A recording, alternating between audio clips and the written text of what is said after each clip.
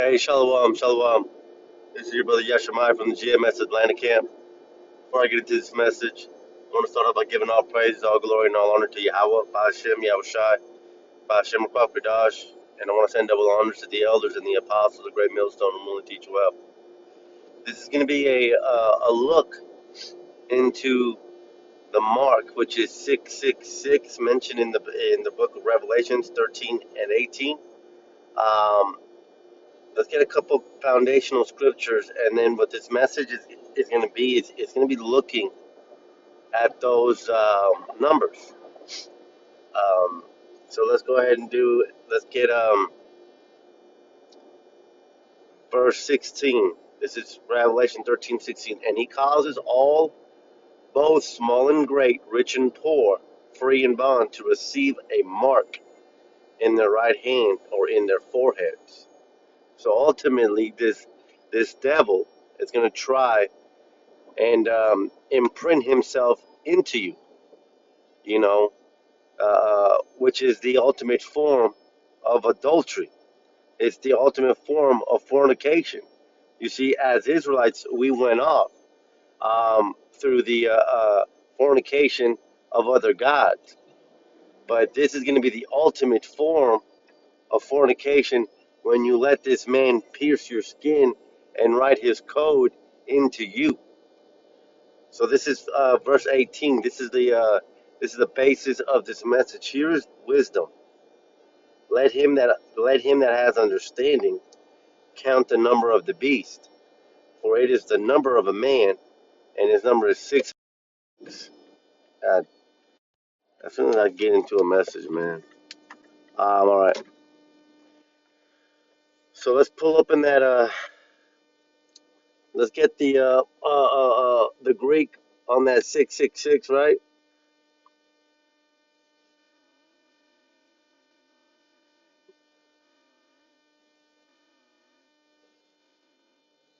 So that's high, psi, stigma. Okay.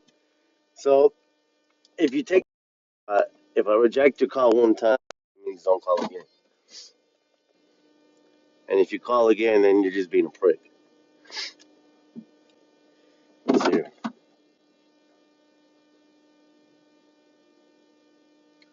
Let's get that first definition. So this is chi. All right, chi, and chi is the uppercase X and the lowercase x. It's the 22nd letter of the Greek alphabet. Now, one thing to note here is that the Greek alphabet has been used to write the Greek language, and it is derived from the earlier Phoenician alphabet. And we know that Phoenician alphabet to be the Paleo Hebrew. So all the Greek writing goes back to the Phoenician, right? Let me see here. Uh, let's go back here. But the symbol used is the X. It's uppercase X and the lowercase x, right? It says its value in the ancient Greek was an aspirated velar stop Greek numeral. In the system of Greek numerals, it has a value of 600, right? Which we know the mark of the beast to be 666. Well, this first value is 600.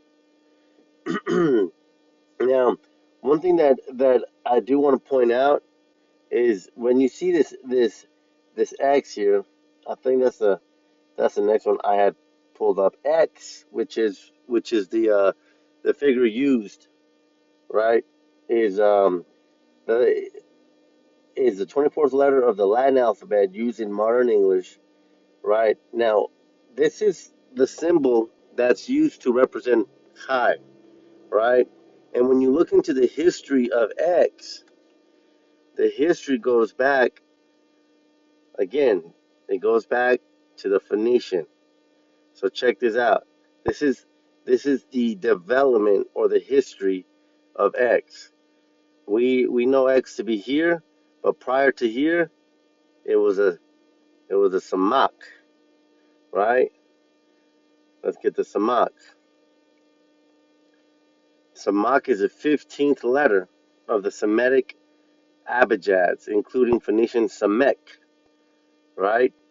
So their Greek goes back to the Phoenician, and the emblem, or the signature of X, of Chi, is the X, which goes back to Samek. And this is what a Samek looks like. So let's go ahead and get the definition here. It says the Phoenician letter may continue a glyph from the Middle Bronze Age alphabets, either based on a hieroglyph for a tent, right? A tent peg or support, a tent peg. Now, we should all know what a tent peg is, but it would be a stake, a pointy stake, right? Kind of like a cylindrical cone, pointy on one end, and then wide on the top, and you would hammer it down to keep your tent from flying into the air. So this samek we know to mean support, but it goes into the definition of a tent peg, possibly the pillar, and then it goes on to say samek is support, support rest, support peg, post. Some ka means armrest, and some ka means stake. Now that word stake, you know, it goes back to pointing, right? Because we know here in verse 16, we know that mark is charagma, right? A stamp, or an imprinted mark, or it says of the mark stamped on the forehead or the right hand as the badge of the followers. That's the mark branded upon horses, something carved, sculpture, graven work of idolatrous image. See, this marking goes back to the basically goes back to branding, right? In the Old Testament, when you had a bondman, right? When we would have slaves, and they would, let's say that they lived out their bondage, and it was time for them to be free. If the slave treated you, if you treated the slave right, the slave could choose to to continuously be your slave forever, right? And so if this was the case, what you would do is you would take an all. Matter of fact, let's go ahead and get into that. All ear KJV. They're right here. Deuteronomy 15 and 16. Let me see. Exodus 20. Well, right here. Exodus 21 and 5. And if the servant shall plainly say, I love my master, my wife, and my children, I will not go out free. So if the slave wants to stay to his master, then his master shall bring him unto the judges. He shall also bring him to the door or unto the doorpost, and his master shall bore his ear through with an awl, and he shall serve him forever. So this is the branding for slaves, right? And ultimately with that marking, that's him branding you, and that's you saying you're going to stay with this master, which we know this master to be Esau Edom, the self-proclaimed white man. So the first letter here of Chi goes back to Samek, which is a stake. All right, let's get the next one. The next one is Psi. Psi is the uppercase three lines. It's the 14th letter of the Greek alphabet, representing the voiceless consonant cluster. It is pronounced in modern Greek. In the system of Greek numerals, it has a value of 60. Psi was derived from the Phoenician letter Samek. I mean, we just went into that. The Phoenician letter Samek goes back to a stake, goes back to piercing. So, uh, a 10 peg, and then this one takes you right back to piercing. Let me see if there's anything else here. Because at the end, once I go through this, we're gonna get we're gonna get a couple items that represent, or a couple symbols that have been used with Kai Sai. I think that's it for the Sai. But again, the Sai goes back to the Samek, which goes back to the peg, which goes back to the piercing, which goes back to the branding, which goes back to your support, right? Right? And matter of fact, going back to that Samek, because now we're in the second one, but going back to the Samek, the support, right? 6 and 6. Lo, thou trustest in the staff of this broken reed on Egypt, whereof if a man lean, it will go into his hand and pierce it. So is Pharaoh, king of Egypt, to all that trust in him. So, Shalakia, man, my mind's now wondering about what these people want. Lo, thou trustest in the staff of his broken reed, right? Because Babylon is fallen, and and we know that once this man tries to implement that marking on you, that's because he knows everything's failed. He's been discovered. The His banking system has failed. He's gonna bankrupt it and try to start all over. It's broken. So it says, "Thou that trustest in the staff of his broken reed on Egypt, whereon if a man lean, right, it will go into his hand and pierce it." So again, it goes back to the samak. It goes back to the samak, which is the piercing, the stake, and it goes back to the support. If you're trying to, when this system fails and this man tries to mark you, if you're leaning, if your support is in Egypt, it says it will go into his hand and pierce it. So is Pharaoh, king of Egypt, to all that trust him. All right, and we know that uh, uh, that we are in the modern day Egypt, right? So going back, the point that I'm trying to come across here is that we should not be leaning upon the support of this fallen system, because once this system falls, the only way for you to continue into it is going to be through the piercing of your hand, the marking, the serving of your master, the permanent serving of your master, in which you're declaring, "This is your master, and I will not go free." You know, and his master shall bore, and he shall serve him forever. So now we got Chi, Psi, and Stigma. Now, stigma is a ligature of the Greek letter sigma. It is also used in a numerical symbol for the number 6. So that's where we get the 666 from, right? 666. And when you go into that word stigma, let's get stigma in, because this word is used in Galatians 6 and 17. Oh, first let's get the scripture. This is Galatians 6 and 17.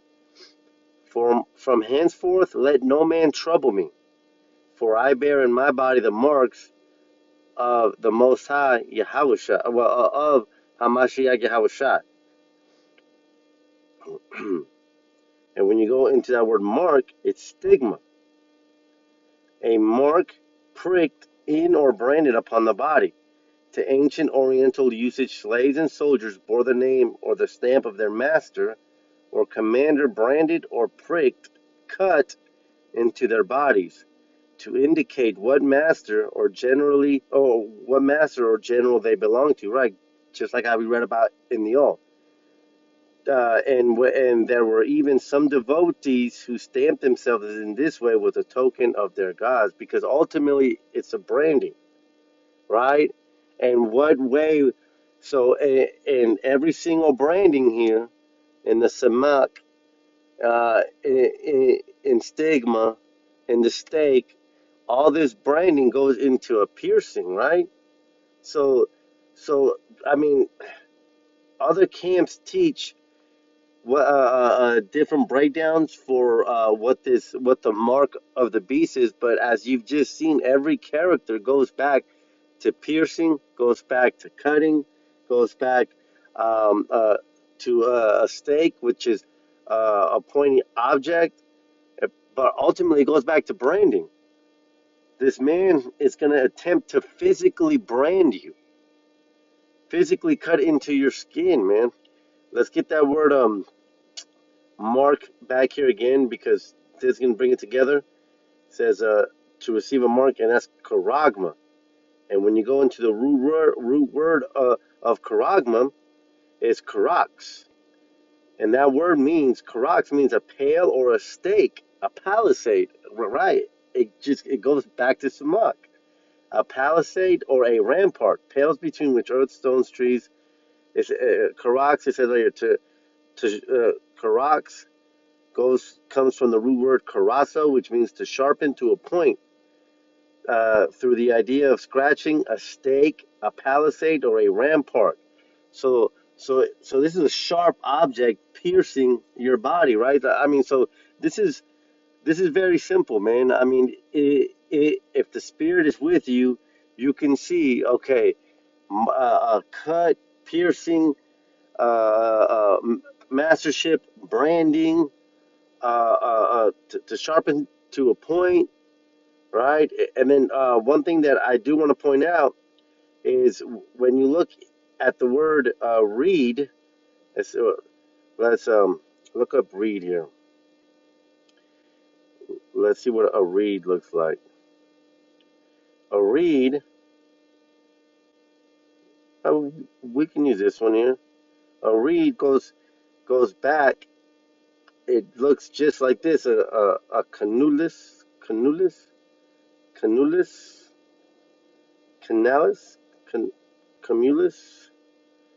What's it?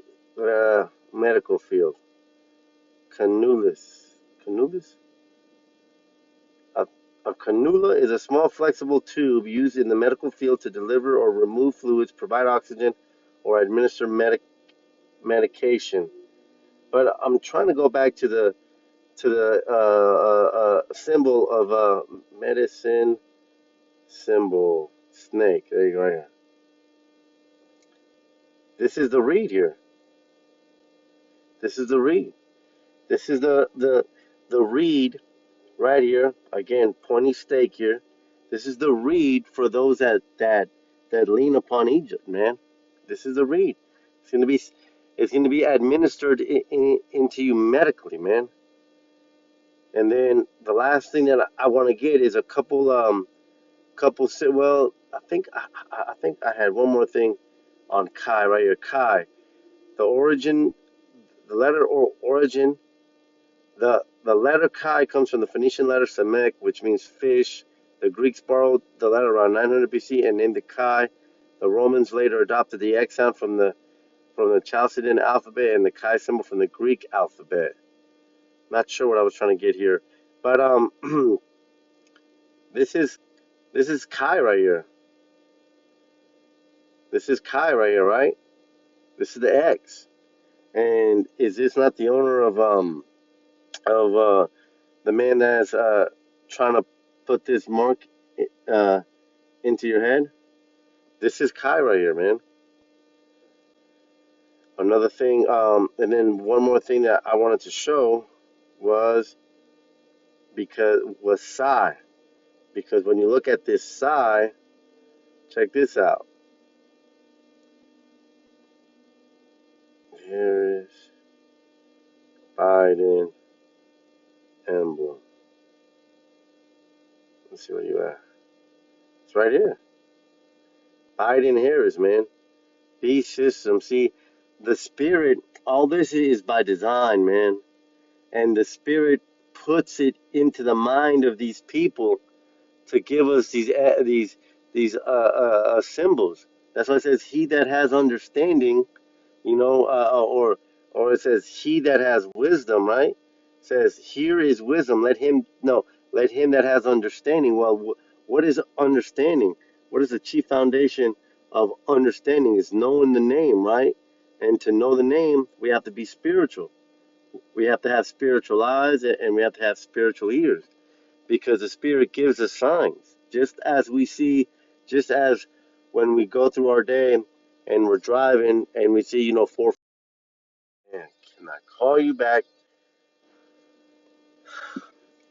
Just like how we see certain signs, the Spirit gives us certain signs, man. And the Spirit is giving us signs here. This is the beast system at its end. This is this is this is the Kai, man. Anyways, I'm gonna make some phone calls. I think that's all that I had. But I just want to go back to here. Isaiah 36:6. Lo, thou that trustest in the staff of this broken reed, right? Going back to that medical symbol on Egypt, whereon if a man lean on it, whereon if a man lean, it will go into his hand and pierce it. So is Pharaoh, king of Egypt, to all that trust in him. Ultimately, the mark of the beast goes back to an incision, a cut, a mark, and a branding. And if you have spiritual eyes, you can see that is where this thing is headed. I hope you brothers have been edified, and with that I say shalom.